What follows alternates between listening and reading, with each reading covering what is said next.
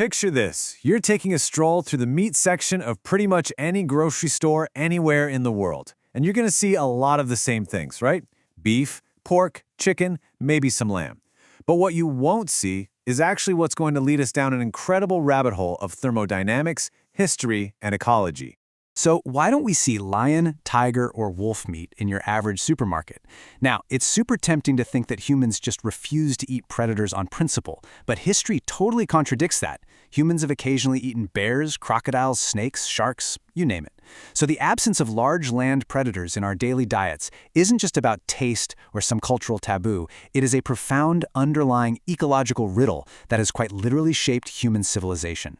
To figure this all out, we're going to quickly walk through the predator meat mystery, the energy math problem, why predators make bad livestock but good employees, what happens when predators actually do become food, and finally, the ecosystem's hidden costs. Let's dive in. Part 1. The predator meat mystery, starting with sunlight. Okay, to really solve this dietary mystery, we actually have to completely ignore human culture, farming, and flavor for just a second. We've got to go way back to the very foundation of life on Earth and look at how plants capture chemical energy directly from the sun. 10%. This is the famous 10% rule, and it's the simplified but absolutely vital ecological model. It demonstrates a pretty harsh reality of nature. As you move higher up through a food chain, drastically less usable energy is available.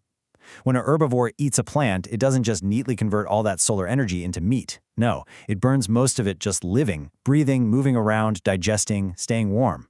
And by the time a predator eats that herbivore, another massive chunk of energy is lost to those exact same bodily functions.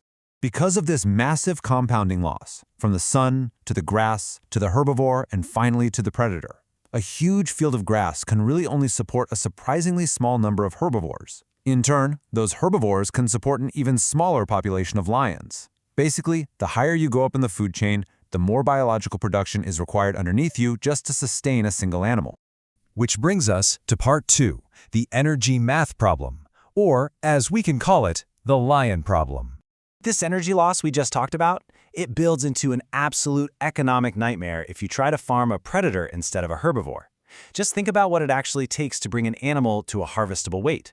If you have a cow, the input is grass or crops, things that are abundant, cheap, and easy to grow. The output is meat, milk, hides, and historically even labor. Now let's consider the lion. The input for a lion is meat.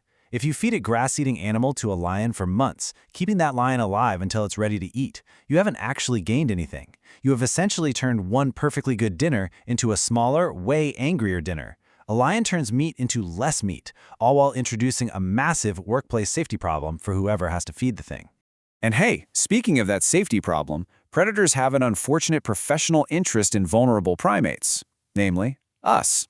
In ancient times, hunting these rare, incredibly fast-reacting animals was just a terrible default strategy for early humans looking for calories. The predator had already burned through energy searching for its own prey, which made it extremely lean. Plus, intentionally going after an animal with forward-facing eyes, razor-sharp claws, and teeth was ridiculously dangerous. Sure, we could kill them with spears and fire, but it definitely wasn't the most efficient way to get our dinner. Moving on to part 3. Bad livestock, good employees. Valuing predators. Since large predators naturally wanted the exact same prey we did, they were serious competitors. Leaving them alone meant less food for us. But instead of just wiping them out or trying to eat them, human beings did something brilliant. We repurposed our competitors. We gave them jobs. Tracking prey, guarding our camps, protecting herds, warning us of danger, pulling loads, we took their intense predatory instincts and just channeled them into something beneficial for our own survival. And you know, this wasn't just wolves. It's a pattern repeated all throughout history, with rodent-hunting cats, burrow-clearing ferrets, and even fish-catching cormorants. Ultimately, the predator was vastly more profitable as an employee than an entree. Eating a dog or a working cat would provide a family with just one single meal. But keeping that animal alive? That meant maintaining a highly valuable tool that could help a human family obtain and protect food for years to come. The return on investment for a living predator was exponentially higher than a dead one. Part 4. When predators become food, the omnivore advantage. So we've clearly established that large terrestrial carnivores make for terrible livestock. But here's the plot twist. Humans absolutely do eat predators. We just focus on the ones that offer an omnivore advantage, like pigs and chickens. See, they can forage for pests, insects, and human food scraps. We don't have to raise meat specifically for them. Unlike a pig, a specialized carnivore strictly requires a diet of animal tissue. To farm a specialized carnivore, you literally have to raise an entire second livestock population just to feed the first one, which begs this brutal, entirely logical question: why not just eat the feed? If you have to raise a whole flock of sheep just to feed your farmed wolves, mathematically, you are way better off just eating the sheep. But hold on a second. What about the ocean? Why is seafood completely different? I mean, we eat enormous amounts of predatory fish. Think about tuna, salmon, swordfish, snapper. These are apex predators. Doesn't this break every single rule about energy math we just talked about? Well, it works because the ocean has already paid the earlier energy bills for us. We don't have to farm the prey for a wild tuna. The ocean does all the heavy lifting through this vast, naturally occurring food web that starts with microscopic plankton. The plankton feeds tiny organisms, which feed small fish, which feed larger fish. Humans simply arrive right near the top of this chain and harvest the end result for free. Now, we do have to be a bit careful, of course, because these large predatory fish tend to accumulate contaminants like methylmercury from eating so many smaller animals over their long lifetimes.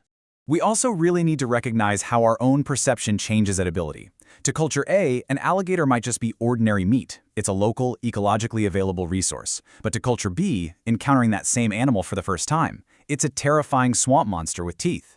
Edibility isn't just about pure biology. It's largely about cultural categories.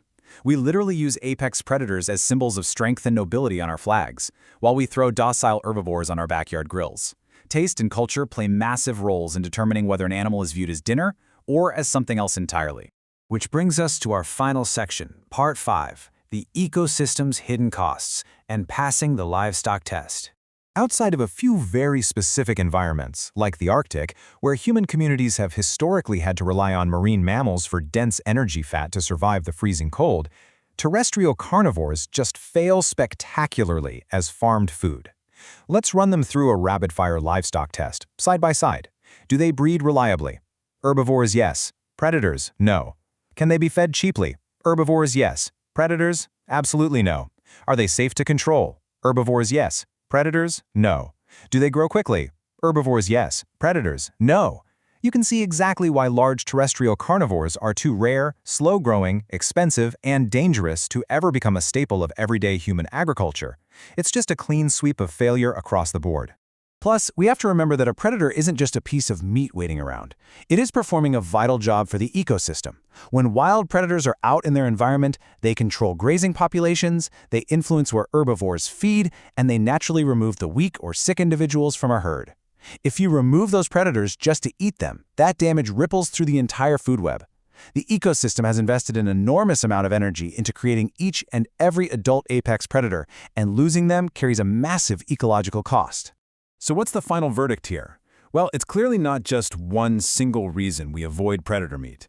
It is this massive, overlapping combination of barriers: energy, economics, biology, danger, availability, culture, disease risk, taste, and ecology.